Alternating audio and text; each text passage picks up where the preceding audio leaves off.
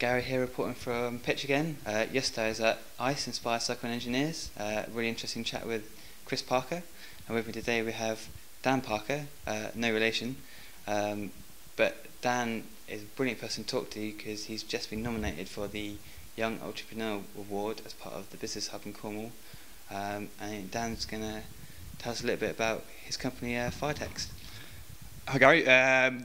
Firetext is a system which allows businesses of all sizes across the country to communicate with their customers in a very, very effective and communicative way. They can send messages for customer services, they can send special offers, but more importantly, they're keeping customers up to date and keeping them in the loop, which helps their business grow. So it's a service to sort of empower businesses all over the country. That's it, using a simple text message. Fantastic. And can you tell us a bit how that started? We started Firetext at university. We were looking for a solution to help sports clubs communicate with each other. So we wanted to send one text message that the whole team would get instantly. So it's whether they were organising a football match or perhaps the pub was closed on a particular social night out. They needed to let each other know quite quickly what was happening.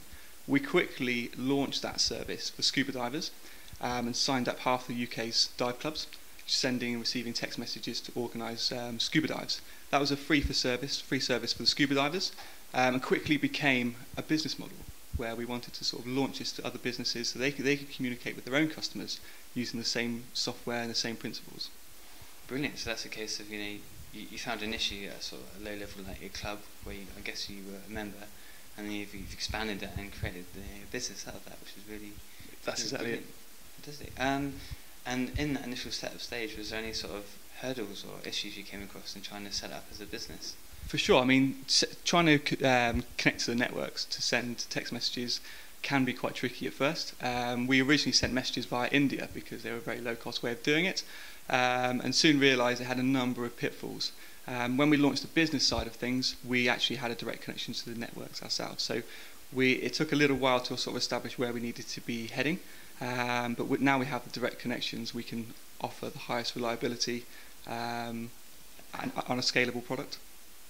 So what's the future hold for Firetext? We've developed the product to be very scalable. We've just opened international messaging networks, which means that we can hopefully launch our product into Europe over the coming months, and start working with partners, marketing partners and agencies across Europe to bring Firetext to businesses across the world. Brilliant. So it's becoming a global thing from Cornwall. Let's hope so. Brilliant. Okay, I think all that's left now is just show you my little product and see what you think.